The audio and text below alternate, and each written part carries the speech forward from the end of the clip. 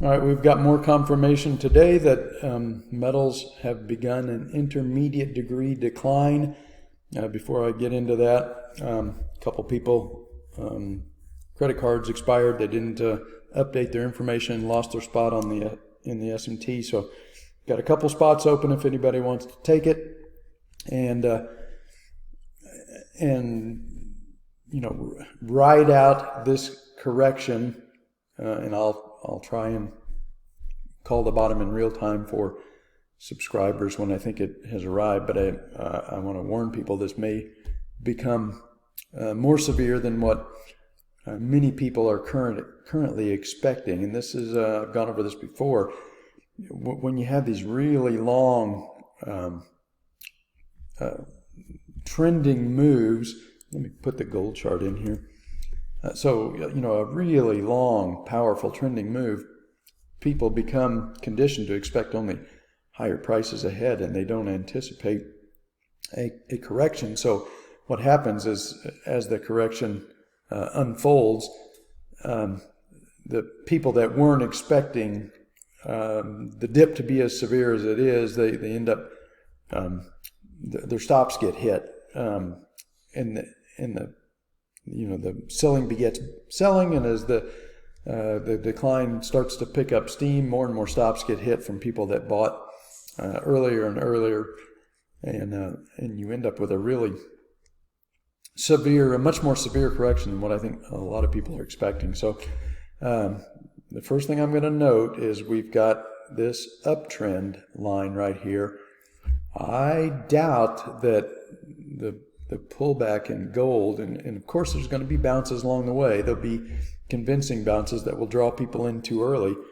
But I doubt that this is going to be over until gold breaks this uptrend line.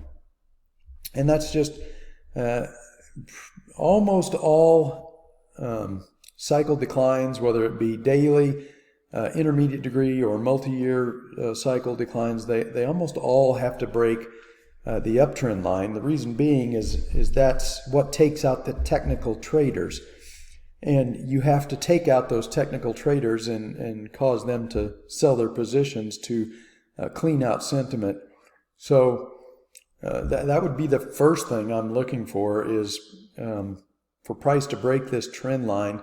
And just breaking it doesn't mean that the selling starts there, or stops there. That's very often that's where the selling really gets started, because you're triggering all the stops of these technical traders. So a couple of things. Trend line needs to get broken. Also, price is stretched pretty far above this 200-day moving average. Not completely out of the question that price could come all the way back down and test this 200-day moving average before we get our final intermediate cycle low. And now let me go to GDX. All right, so on the chart of GDX here, we've got a gap here at about 28, and we've got a gap down here at 23. I doubt that the gap at 23 is going to fill, but I think there's a pretty good possibility that this gap at 28 could fill.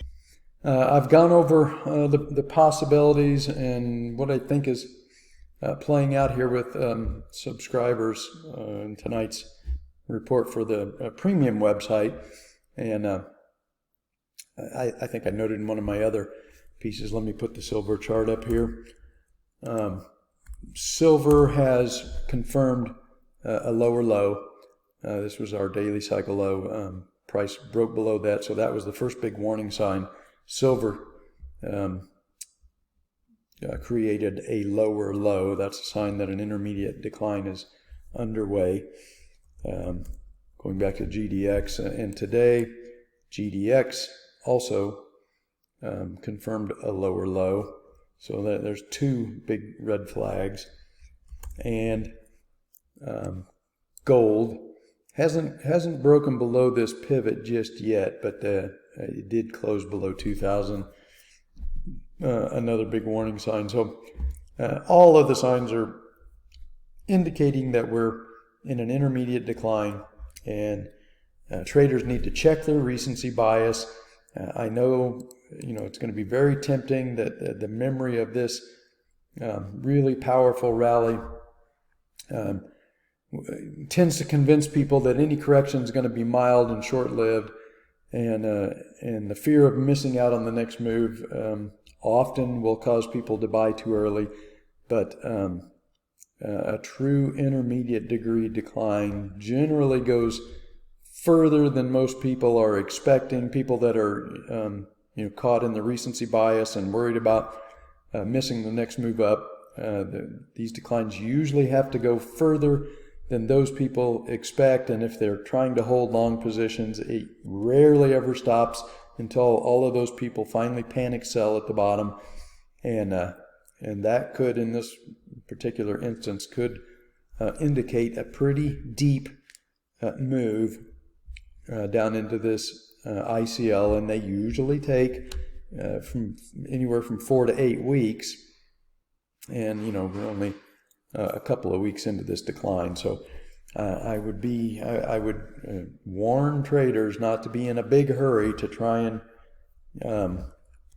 buy back the metals, and the deeper this decline goes and the more depressed sentiment gets as it does it, that's the more fuel for the next move. And you can see this was a very severe and protracted move down into what I'm pretty sure is the 8-year cycle low. And that built the fuel for this tremendous, strong, trending move up into this intermediate cycle top. So